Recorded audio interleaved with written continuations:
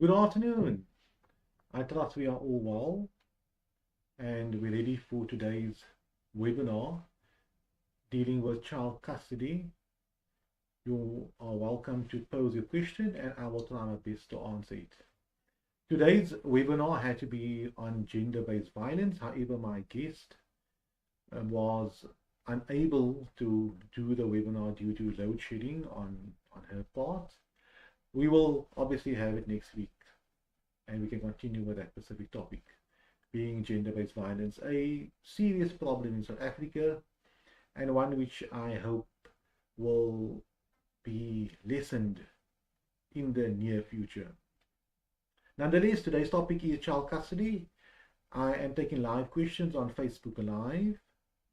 If you have any questions regarding the issue of child custody, a personal issue, or you'd like to have some clarity on a matter, or answer or ask a question on behalf of somebody else, you are welcome to do so.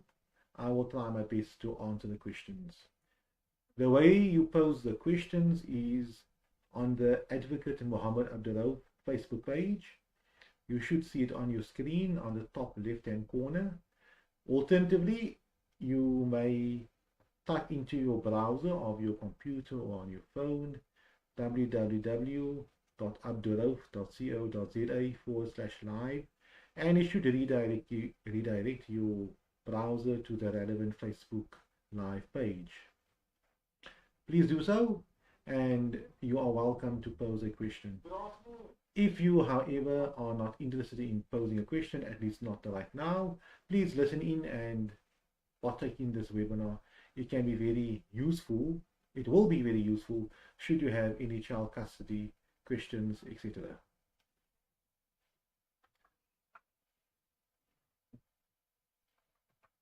Let us begin. Firstly, I like to answer questions based upon the queries I had during the day.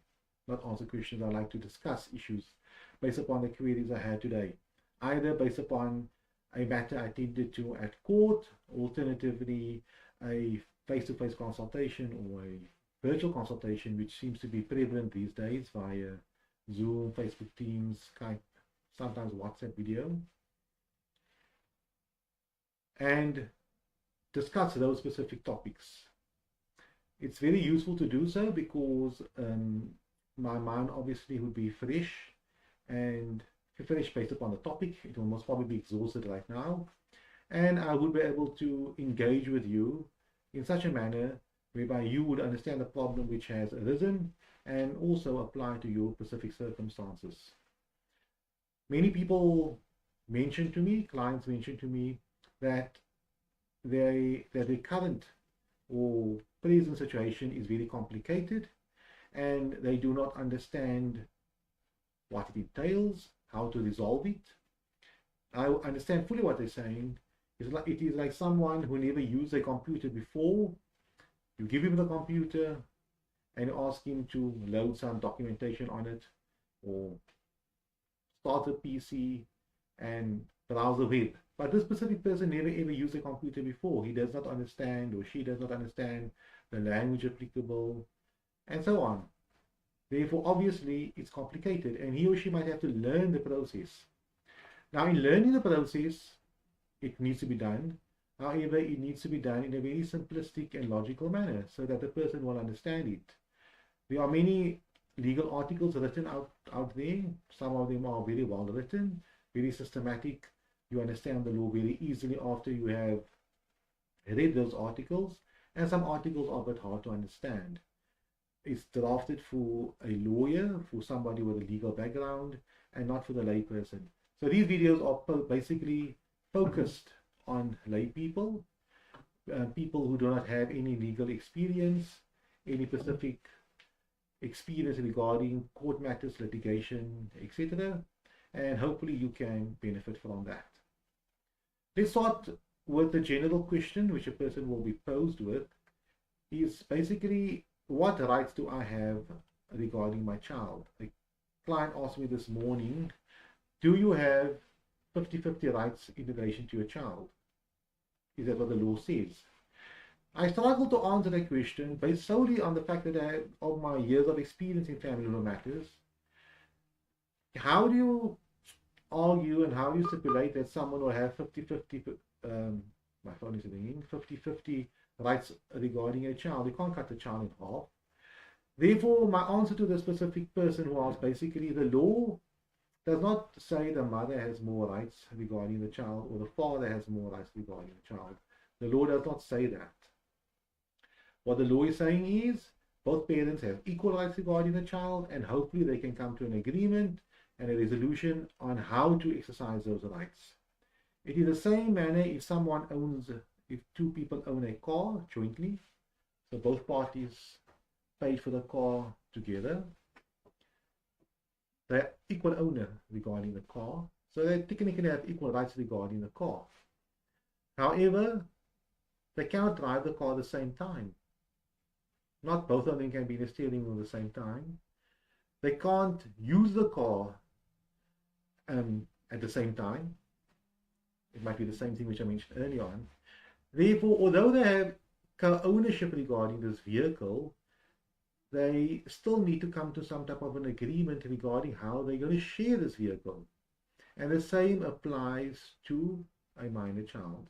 Going back to the car scenario, it might be more logical for one party to use the car during the day because he or she might not be working during the day, and for the other party to only use the car or the vehicle during the weekends because he or she does not work during the weekends and is available to enjoy the car during the weekends.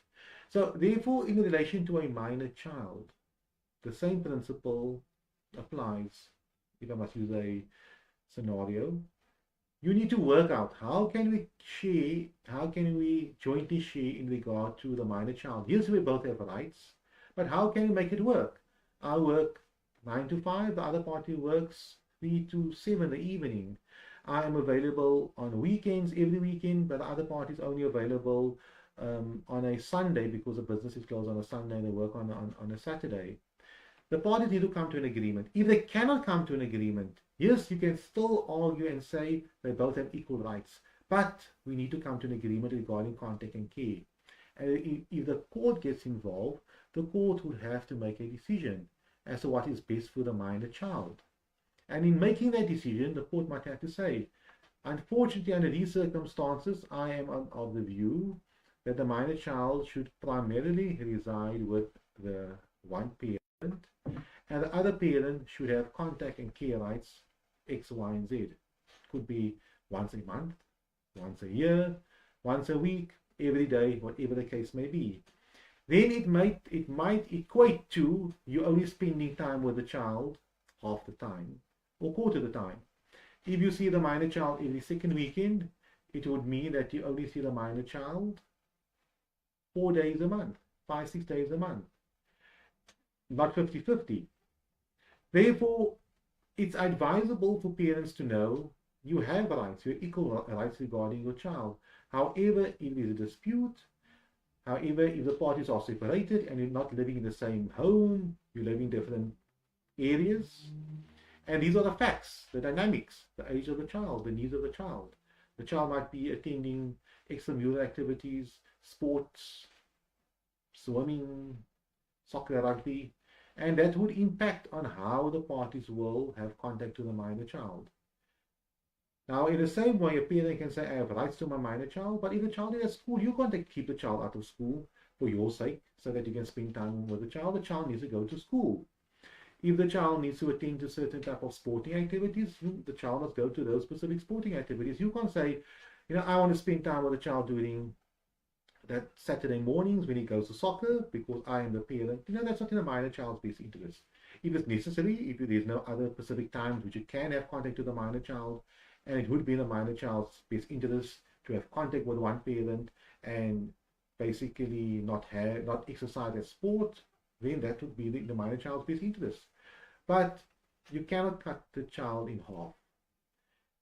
It is very unfortunate that parents cannot see eye to eye when it comes to the minor child, and a third party, a mediator, a social worker, psychologist, or office of the family advocate has to get involved Alternatively, a judge or a magistrate has to get involved and resolve these parents' issues. How does the judge know what's best for the child? All that he sees is he reads paperwork, he spent a few hours perusing the documentation, whatever amount of time he spent or she spent on it, and he engages with the advocates.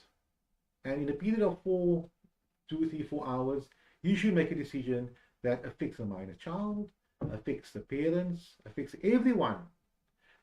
Are the courts the best solution to resolving the problems that you and the mother have because you cannot resolve it? Of course, you must go to court if the parties can't resolve the issue. But at the same time, I would advise you try to resolve these specific issues on your own. Therefore, today's topic, as I mentioned earlier on, is child custody child custody questions. You are welcome to pose whatever questions you have on Facebook Live, as I mentioned earlier on.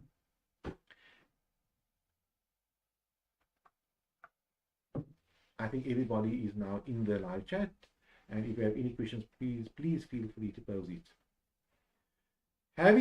Following on from what I mentioned earlier on, when it comes to child custody issues, the courts, the law, the Constitution, the Children's Act, it specifically states that a minor child's best interest is of paramount importance.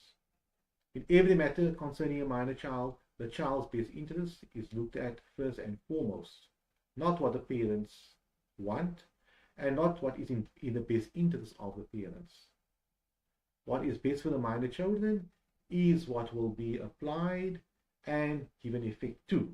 Obviously, it is within reason.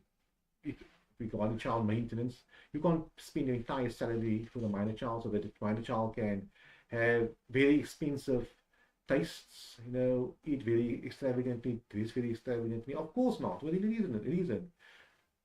We have to look at all circumstances, and once the court has determined that a specific custody arrangement, a specific care and contact arrangement would be best for the minor child, the court would make such an order. But that is what the court has to determine, what is best for the minor child. Now, moving on to that beyond that specific principle, what generally happens? A couple, they have a minor child. The child is, brought up in the household, if that is a scenario, and then the couple experiences problems. This is where challenges occurs. They experience problems, they separate, and their problems overpowers their logic, and they focus on what is best for the minor child. They start seeing the minor child as the weapon, as the pawn in the equation, and what they do is they cannot physically fight with the other party, for lack of a better scenario. They would use the minor child as a means to inflict emotional, psychological damage to the other party because of the problems they have. That's just my general assumption. Of course, many other times the scenario might be different, but that is what happens.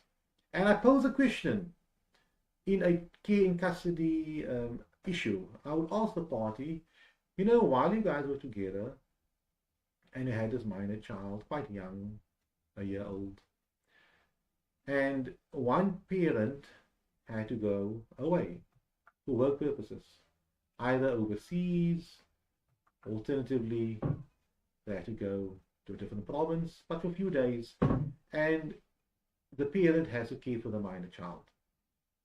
Let's say in the scenario with the father. Wonderful. Mother has no problem. If she has a child from a previous relationship, that's fine as well. The father can care for that child, his child of 1 year old, and the child in the previous relationship. What generally happens is the parties separate, they have problems. A week after they're separated, the mother, for argument's sake, refuses contact. I'm not generalizing here, I'm just using a scenario. The opposite can also apply.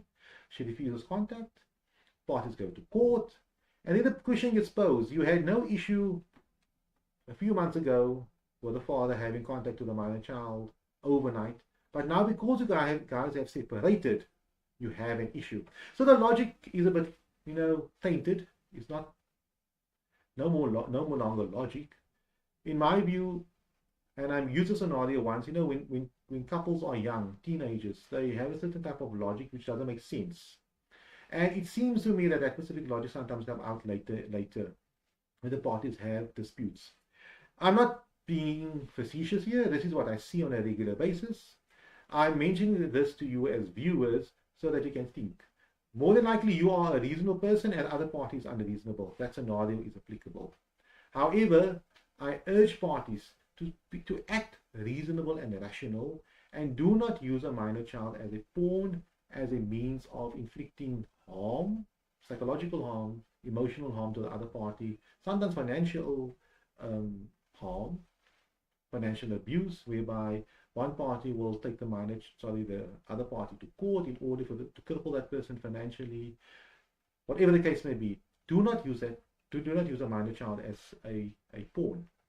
What I would advise you to do, if your mind is being clouded, if you feel that things are a bit stressed out over here, I'm acting differently than how I've acted many years ago or many months ago when you and the other party was still together, seek professional help. Obtain the services of a mediator, see someone who can assist you regarding entering into a parenting plan, and so on. Therefore, moving forward on the issue concerning child custody and questions, I would strongly advise parties to not go to court unless it's absolutely necessary. Try to resolve these matters on your own as best as you can. So therefore, if there is any problems and the matters cannot be resolved, approach the court and the court will hopefully be able to assist you. That is our video on today. I see no questions, which is always, I'm happy for that, because it means that I've explained my scenario reasonably well. However, tomorrow we will have our webinar will be a bit later. Today was a bit early because I have to attend to some other matters. However, if you are online tomorrow, a bit later, around 6:30, I think yesterday's webinar was about 6:30. When people are available, they are back at home, please feel free to join in and pose whatever questions you have regarding child custody or child maintenance, and I will try my best to answer that for you. Thank you very much for your time.